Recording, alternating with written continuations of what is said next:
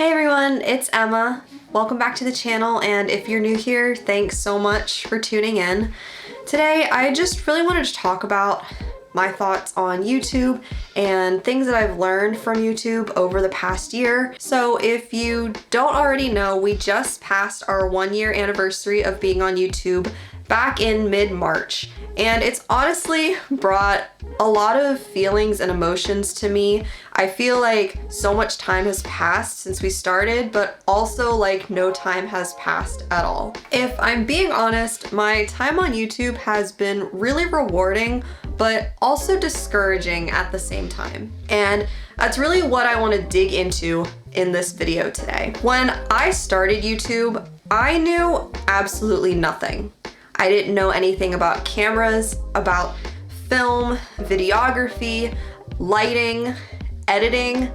Like, I felt completely at a loss, and I was starting from scratch. And the really amazing thing is that now, 1 year later, I can say that I have gained such a broad wealth of knowledge just from doing YouTube. I feel confident being able to use a camera. I feel confident in filming. I feel confident in editing. And that has really just been from this whole last year of really digging into making YouTube content, really digging into being creative, and really trying to learn new skills and develop skills that I might have already had, but I wanted to go deeper into. I feel very proficient at editing YouTube videos now, and I also just genuinely enjoy that post-production process of looking at everything that's been filmed and creating a story from it. I also feel as if YouTube has really pushed my limits creatively. I struggle to be creative. I still feel like these days with YouTube, I still struggle to be creative, but coming up with ideas for YouTube videos and making YouTube videos has really pushed me creatively. Without YouTube, I don't really know if I ever would have pushed myself creatively. I definitely wouldn't have gotten into filmography or into editing, and I wouldn't have discovered these things that I actually really enjoy and genuinely feel passionate about. I also feel like YouTube has brought about a lot of opportunities and adventures that we probably wouldn't otherwise have had. Emma and Sean Outdoors grew from this deep passion that Sean and I have for adventure and for exploration and for just being outside. We have such a passion for that, and I really hope that that passion comes through to you all, because that's why we make these videos. And through these videos, because we started filming videos based off of our adventures and our travels, it really pushed us to find really cool places and really cool adventures that we could go on.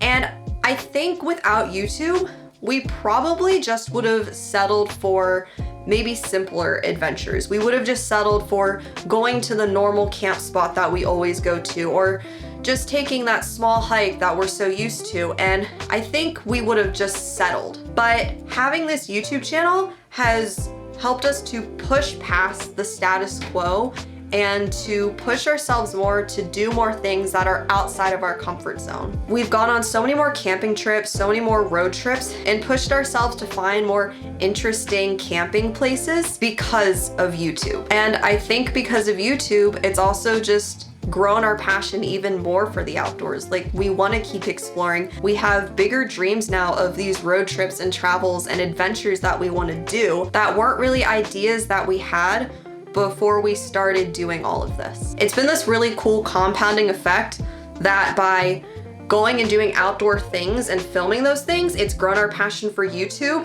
but at the same time, doing YouTube and filming our adventures has grown our passion for adventure. And I think those are all really, really good, amazing things that have come from YouTube, that have come from filming and from putting ourselves out there on the internet and from inviting you all into our lives and bringing you along on these adventures. YouTube has truly been very rewarding. Just being able to create things, to make videos, and to share them with the world, I think that in itself is very rewarding, especially if you're passionate about it. And I've discovered that that's something that I am passionate about. And even though this has been such a rewarding process and honestly such a great opportunity, I also think it's important to talk about the struggles that I've had as a YouTube creator. One of my biggest struggles And arguably the most important part of making YouTube videos is storytelling. Even though we've been making YouTube videos for a year and some change,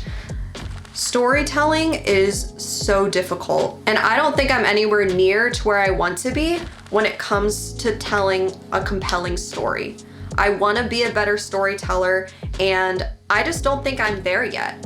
I think I've definitely learned a lot about what it means to tell stories, what it means to put together stories, how a story should start and develop and end, but it's so much easier said than done. And it's a real struggle trying to figure out how to tell a story and how to keep people interested and compelled.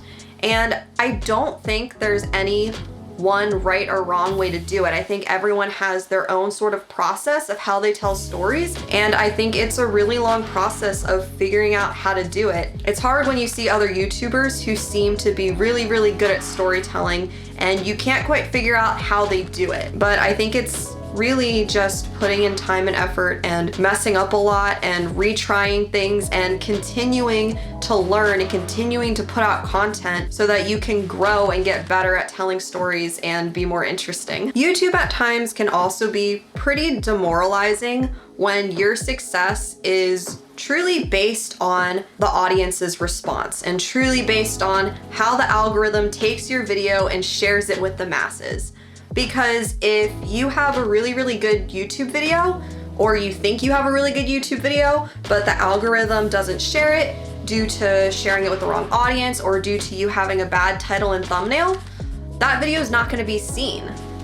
And there's so many times, I feel like basically every time we put out a YouTube video, it feels that way. When you get finished a YouTube video and you put it out there, it feels really good. It feels like, wow, I've created something and I get to share this with people, and that's amazing.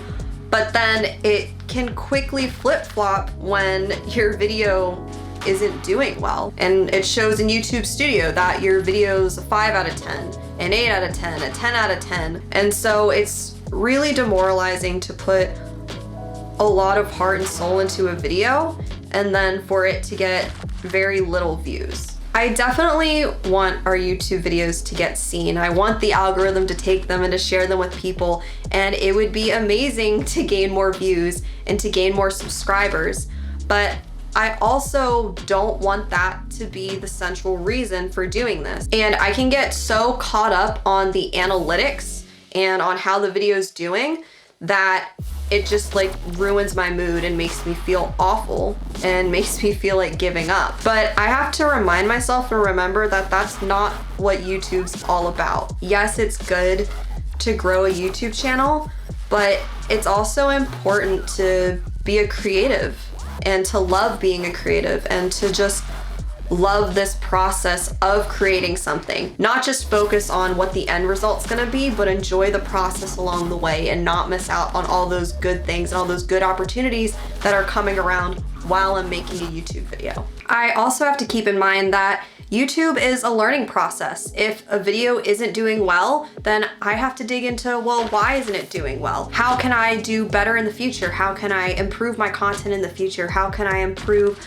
my thumbnail, my title? How can I change what I'm doing? Because clearly I'm doing something wrong, to change and adapt and create videos that hopefully the algorithm will recognize and will give out to the right people and will share with the right audience so that people will watch it. And that's really hard to do because you can't always predict how an audience is gonna take a video. You can really just like do your best, put it out there and see what happens, and then learn from the results, learn from the positive or negative responses that you received from that video, and keep going and keep growing. One final thought that I have about YouTube is that it is really hard work. It might be one of the hardest things that I've ever done. When I used to watch YouTube videos, I thought someone just turned on a camera, recorded themselves, and then uploaded a video. But now that I'm actually making YouTube videos, I realize that you are truly a jack of all trades. You're responsible for planning, pre-production,